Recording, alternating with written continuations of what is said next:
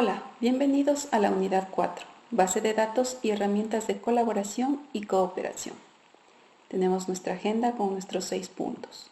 El objetivo de la unidad, aplicar herramientas informáticas en actividades educativas y de gestión a través del estudio y comprensión de las mismas, enfatizando en la utilidad, diversidad y beneficios de bases de datos y aplicaciones de colaboración y cooperación. La necesidad de un adecuado manejo de la información eleva la importancia de disponer y administrar bases de datos dependiendo del campo de aplicación. Así también se encuentran las herramientas de colaboración y cooperación, particularmente en actividades de aprendizaje. Es así que cada día se crean, actualizan y emplean diferentes aplicaciones que contribuyen en ámbitos académicos y empresariales. La colaboración y cooperación de varios aportantes llevan a buen término las metas establecidas con el uso de menos recursos. La unidad 4 se compone de 2 temas, el tema 1 de 3 subtemas y el tema 2 de 2 subtemas. Avanzamos con el tema 1, base de datos. Para entender qué es una base de datos, partimos inicialmente de qué es un dato. Un dato es palabra o número que por sí solo no tiene significado. Una base de datos es una colección de datos relacionados que dan sentido a estos datos. Los componentes importantes de una base de datos son el campo, registro y archivo. Para entender de mejor manera cada uno de estos elementos, se ha citado un ejemplo con 2 tablas que contienen datos. Cada una de las cabeceras de estas tablas, como es código, matrícula, estudiante, edad, fecha de nacimiento, guardan datos de especificidad propia de cada una de estos elementos. Por ejemplo, el código matrícula es un dato numérico, el campo estudiante es de tipo varchar, en este caso, que es una cadena de caracteres. El campo edad también es un dato numérico y el campo fecha de nacimiento es un tipo de dato fecha. Entonces, los campos son cada uno de estos datos que componen un registro.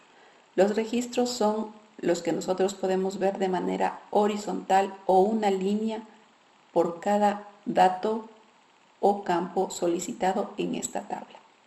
Tal es así que para la estudiante Micaela se le asigna el código de matrícula 001.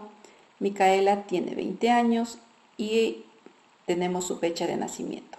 Tenemos un estudiante Luis con un código 002 de 20 años y su fecha de nacimiento. Los datos de la tabla 1 se relacionan a la tabla 2 a través de un campo o código, en este caso es código matrícula. En la siguiente tabla tenemos los datos de las asignaturas con sus notas. No es necesario pasar todos los datos de la estudiante, en este caso Micaela, para que nosotros sepamos que Micaela está cursando o cursa la materia de álgebra y tiene una nota de 8.5. Solamente relacionamos con el código de matrícula y no necesitamos duplicar o trasladar toda la información de determinado estudiante a la siguiente tabla. Cada una de estas tablas son consideradas como archivos. Todo esto en su conjunto representa lo que es una base de datos. ¿Cuáles son las ventajas de las bases de datos? La independencia de datos, la coherencia de resultados, la disponibilidad de datos para diferentes usuarios, el mayor valor informativo que le da la base de datos a esos datos, una mayor eficiencia en captura, validación e ingreso de datos y la reducción del espacio de almacenamiento. En cuanto a las desventajas, tenemos que una base de datos requiere una instalación costosa, una implantación larga y costosa, existe en algunos casos ausencia de estándares, permite a los usuarios de base de datos buscar, eliminar o modificar los datos y como desventaja también tenemos algunas prestaciones. En cuanto al siguiente subtema, información internacional a través de las bases de datos disponibles en Internet, tenemos que se ha definido por School of Data algunas de las mejores bases de datos en Internet. La mayoría de estas bases de datos tienen información sobre variables económicas que pueden servir a cualquiera, desde el PIB de un país hasta un gasto en defensa y programas sociales. Veremos rápidamente algunos tipos de bases de datos. Empezamos por las estáticas, en las que son solo de lectura. Permiten extraer información, pero no modificar. Las dinámicas, en las que la información almacenada se modifica de manera constante. Las bibliográficas son aquellas que reúnen una producción bibliográfica por área de conocimiento. Las bases de datos geográficas reúnen datos geográficos que permiten el análisis y la gestión del territorio. Las bases de datos deductivas se basan en reglas y hechos almacenados y también son llamadas como bases de datos lógicas. Las bases de datos en red permiten que un mismo nodo tenga varios padres. Las bases de datos transaccionales son aquellas que recolectan y recuperan datos a grandes velocidades. Las relacionales son utilizadas en la actualidad para modelar problemas reales y administrar datos dinámicamente. También tenemos bases de datos orientadas a objetos en las que se incorporan conceptos de encapsulación, herencia y polimorfismo. Hemos seleccionado para esta unidad 3 bases de datos con información pública a nivel mundial. Tal es así que tenemos a la Organización para la Cooperación y el Desarrollo Económico, la base de datos del Banco Mundial y la base de datos del Fondo Monetario Internacional, las cuales han sido seleccionadas específicamente porque trabajan con bases de datos manejadas en Excel. Avanzando con nuestro segundo tema, herramientas de colaboración y cooperación. ¿Qué es la colaboración? Es un proceso de asociación para la realización de un trabajo repartido en tareas y roles. Se prestan ayuda mutua y coordinan esfuerzos con el fin de alcanzar un objetivo previsto. ¿Cuáles son los componentes de la colaboración? Son las personas, son los procesos y obviamente las tecnologías de servicios de web 2.0. Algunas de las herramientas que sirven para el trabajo colaborativo son Gmail, Slack, Trello, Skype, entre otras. ¿Qué es la cooperación? Consiste en el trabajo llevado a cabo por parte de un grupo de personas hacia un objetivo compartido en el cual no se compite y sí se suma fuerzas para llegar a ese objetivo.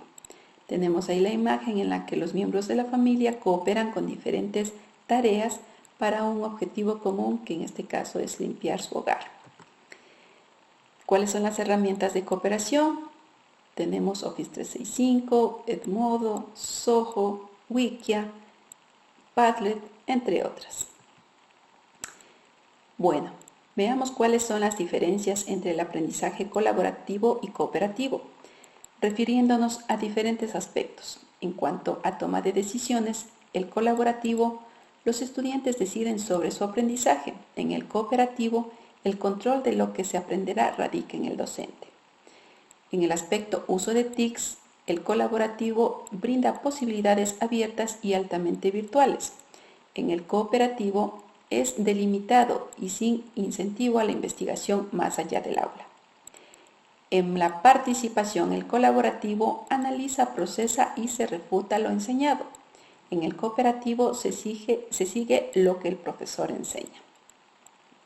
En el aspecto de roles, el colaborativo trabaja con tareas que apoyan a la construcción del conocimiento durante todo el proceso. Y en el cooperativo, los roles se dividen las tareas para los integrantes. En el aspecto de flexibilidad, el colaborativo es un proceso que apoya la innovación. En el cooperativo es un proceso reglado. En el aspecto de aprendizaje, en el colaborativo radica en los estudiantes y en el cooperativo radica en la copia del conocimiento. En el aspecto de evaluación, el colaborativo se consideran todas las participaciones en el proceso y en el cooperativo se entrega la tarea y se califica al grupo. Es todo en cuanto a nuestra unidad 4. Queda aquí el material complementario para su revisión, la bibliografía. Ha sido un gusto compartir con ustedes esta unidad. Muchas gracias. Hasta la próxima.